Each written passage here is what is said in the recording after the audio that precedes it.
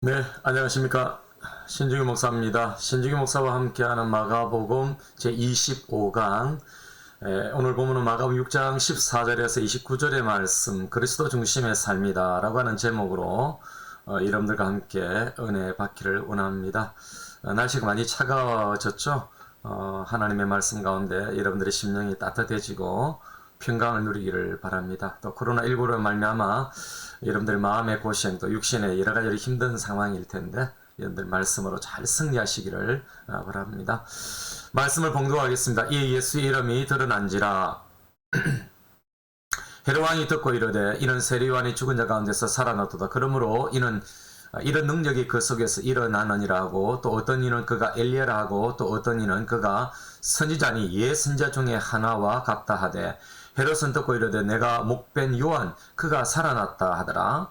전에 헤롯이 자기 동생 빌립의 아내 헤로디아에게 장가든 거로 이 여자를 위하여 사람을 보내어 요한을 잡아 옥에 가두었더니, 이는 요한이 헤로드에게 말하되 동생의 아내를 취한 것이 옳지 않다 하였습니다. 헤로디아가 요한을 원수로 여겨 죽이고자 하였으되 하지 못한 것은 헤롯이 요한을 의롭고 거룩한 사람으로 알고 두려워하여 보호하며 또 그의 말을 들을 때에 크게 번민을 하면서도 달갑게 들음이르라.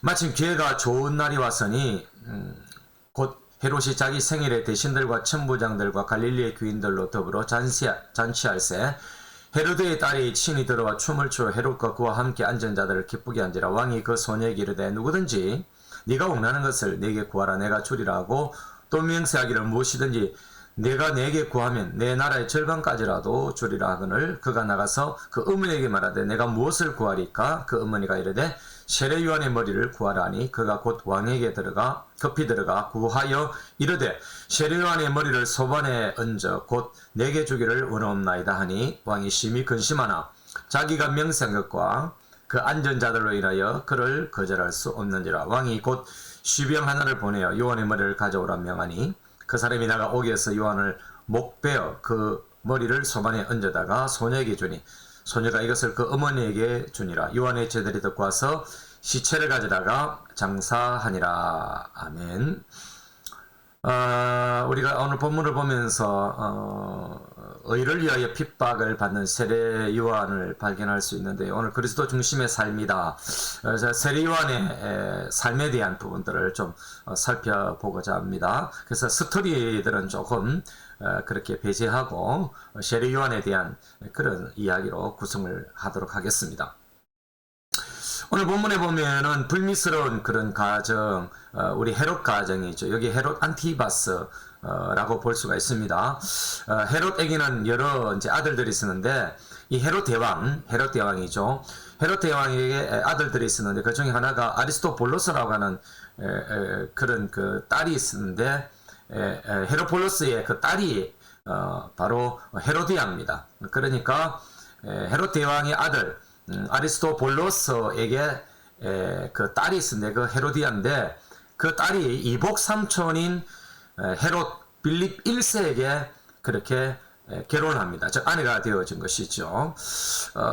결혼했는데 이제 뭐 살다가 불만이 있었는지 전쟁 중에 그 남쪽에서 올라온 그 이복 삼촌, 역시 마찬가지로 헤롯 빌립 1세의 형제가 되는 헤롯 안티파스, 이 안티바에게 그렇게 눈이 맞아가지고 헤롯 안티바를 따라서 남쪽으로 내려와서 살게 되어집니다.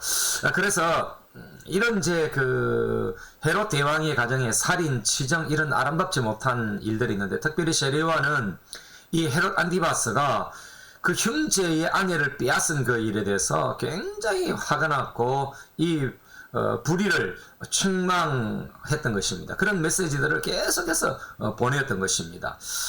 그런데 이 헤롯 안티바스는 세례 요한이 두렵기도 하고, 또 한편으로서는 그 의로운 세례 요한을 보호하면서 번민하면서 세례 요한이 메시지를 달게 들으면서 그 마음에 그런 충격을 받았던 것을, 도전을 받았던 것을 보게 되었습니다. 그래서 이렇게 세례 요한을 보면은 세례 요한은 이런 어떤 그 헤롯 안티바를 이렇게 지적하지만은 그 사람은 의롭고 또 거룩했기 때문에 인정을 받았기 때문에 헤롯까지 즉 안티바스까지 녹일 수 있었다라고 볼 수가 있습니다. 예수님과 세례 요한의 그런 삶을 비교할 필요가 있는데요. 예수님은 제가 앞에서 말씀드린 것처럼 예수님의 사역은 사역 준비기가 있고 전성기가 있고 그 다음에 순환기가 있고 그 다음에 부활기가 있습니다만은 그 중에 특별히 세례 요한과 겹쳐지는 부분이 있습니다. 그것은 뭐냐면은 예수님의 사역의 준비기 1년 기간 동안에는 요한의 아주 전성기와 같습니다. 즉 요한이 예수님의 길을 예비하는 그런 시간이었습니다. 그리고 이제 예수님의 사역의 준비기가 지나가고 나서 전성기가 시작되어지는 그 시점. 오늘 우리가 마가복음 1장 14절에 보면은 세례 요한은 투옥이 되어집니다. 그리고 예수님의 전성기가 끝나고 이제 1년 전성기 1년, 순환기 1년을 접어드는 그 시점에 세례 요한은 죽게 되어집니다. 그 시점이 오늘 본문의 시점이라고 볼 수가 있고 마태복음 같으면은 14장 1절이 되겠습니다.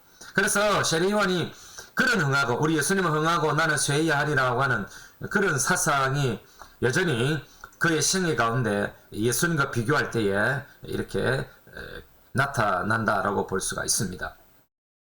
여러분 세례 요한은 과연 누구였을까요?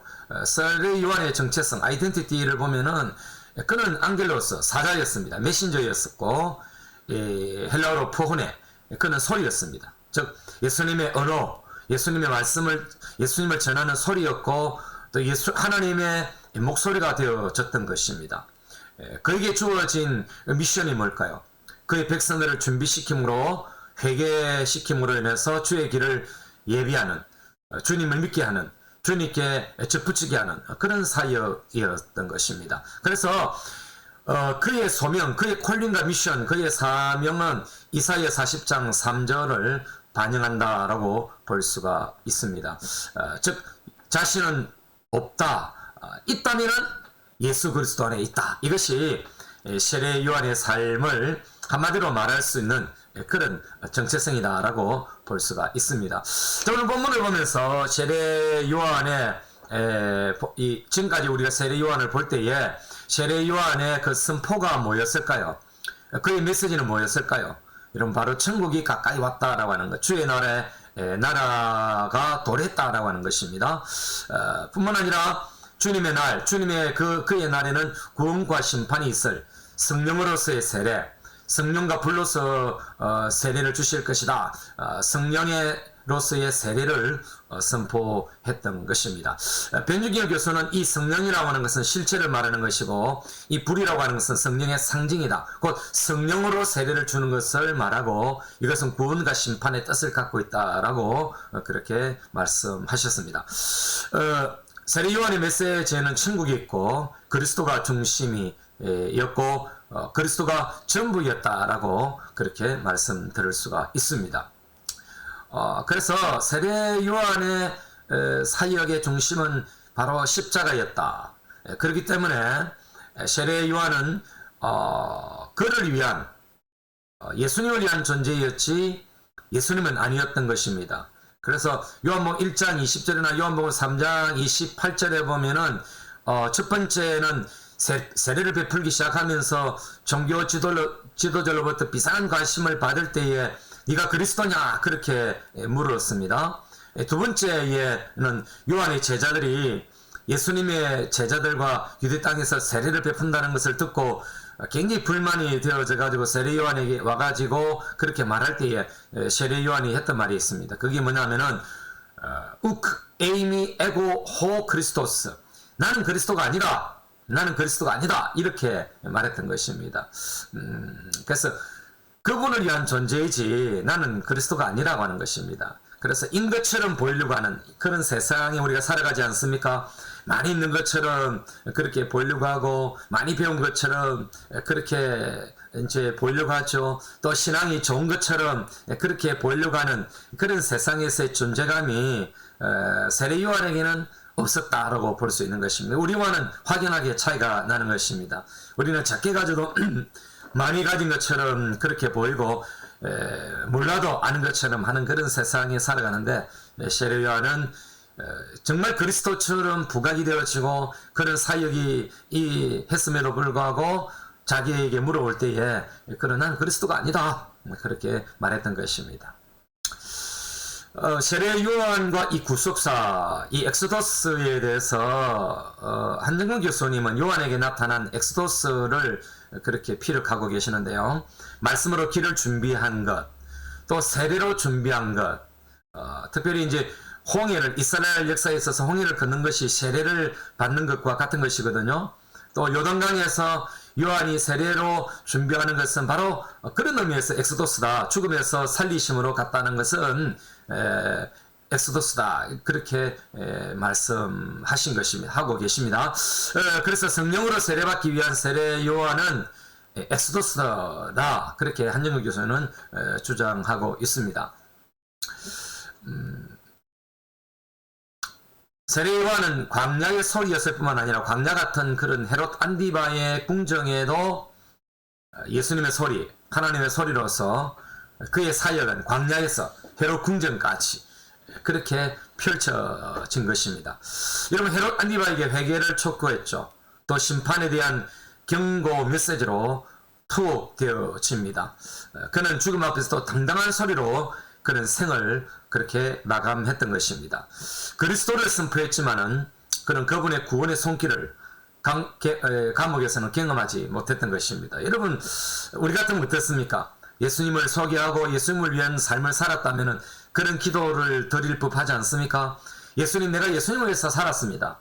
내가 한평생 예수님을 위해서 목회했고 내가 예수님을 위해서 살아왔고 섬기고 교회도 공사하고 장로로 집사로 권사로 그렇게 섬기는데 내가 지금 어려움을 당하는데 주님 오셔야 되지 않겠습니까? 만약에 여러분들이 교회에서 열심히 충성하는 그런 사역자인데 목사님께서 여러분이 아플 때 또 여러분이 힘들 때 여러분이 병원에 입원했을 때 목사가 신방하지 않는다면 여러분들 어떻게 했었겠습니까? 아마 시험 들지 않겠습니까?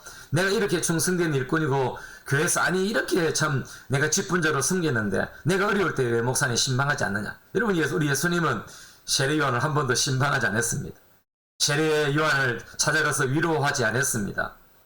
그렇지만은 세례 요한은 예수님을 감옥에서 찾아오시는 그런 예수님을 경험하지 않았지만은 그는 그리스도를 위해서 온전하게 자기 자신을 내려놓고 물러섰던 것입니다. 이것이 저는 참 세례 요한에게서 굉장한 도전을 받게 되어집니다. 여러분, 세례 요한의 죽음이 주는 의미가 뭘까요? 바로 그분이 높임을 받아야 하는 순간 그는 무대 뒤로 사라진다라고 하는 사실입니다. 예수님의 이름이 드러난지라, 오늘 본문의 첫 번째 구절이 예수님의 이름이 드러난지라 이렇게 14절에 그렇게 말씀하고 있죠. 굉장한 의미가 있다고 저는 봅니다. 이것은 오직 그리스도 중심의 역사가 진행되기를 바라는 요한의 어떤 종의 자세이다라고 말씀드릴 수가 있는 것입니다. 그분이 주연이고 나는 조연이다. 나는 허다리에 일하는 그런 무대 밖의 사람이다라고 말할 수밖에 없는 것입니다. 여러분, 조연은 주연을 빛나게 하고 죽을 수 있는 것입니다. 세례 요한은 그런 삶을 살았다라고 볼 수가 있습니다. 자, 오늘 본문을 통해서 세례 요한의 삶의 결론을 내린다면은 여러분, 사역의 존재는 엘리야 같았지만은 자신을 그렇게 드러내지 않았다는 사실입니다. 뿐만 아니라 예수님이 높아질 때 그는 낮아졌고 그분이 고난의 길을 갈 때 그는 죽음의 길로 그렇게 갔던 것을 우리는 예수님과 세례 요한의 생애를 비교하면서 발견했던 점입니다. 그의 삶 전체는 그리스도와 그분의 나라가 중심이었고 그분의 나라를 위해서 달려왔다라고 볼 수가 있습니다. 자, 우리가 오늘 본문을 보면서 우리 삶의 어떤 가치와 방향성을 설정할 필요가 있지 않겠습니까? 우리의 삶과 방향의 생활의 어떤 방향을 우리는 그리스도에게 두어야 할 것입니다. 그리스도를 위한, 또 그리스도 안에서 내 안에 계신 그리스도가 나를 통해서 사시도록 그리스도 중심의 삶이 되어져야 할 것입니다. 우리의 직업, 가정, 공부, 꿈, 사업, 모든 것이 여러분 그리스도 안으로 또 그리스도를 통하여 또 그리스도를 위하여 그렇게 살아야 할 줄로 믿습니다. 세례 요한은 바로 그런 삶이었습니다. 오늘도 여러분들이 이번 한 주간도 여러분 그리스도 안에서 사시고 그리스도를 통해서 사시고 그리스도를 위해서 사시는 내 안에 계신 그리스도께서 나를 통해서 사시도록 나의 삶의 자리를 내어드리는 그런 삶이 되시기를 주님의 이름으로 축원합니다. 한 주간 승리하십시오. 감사합니다.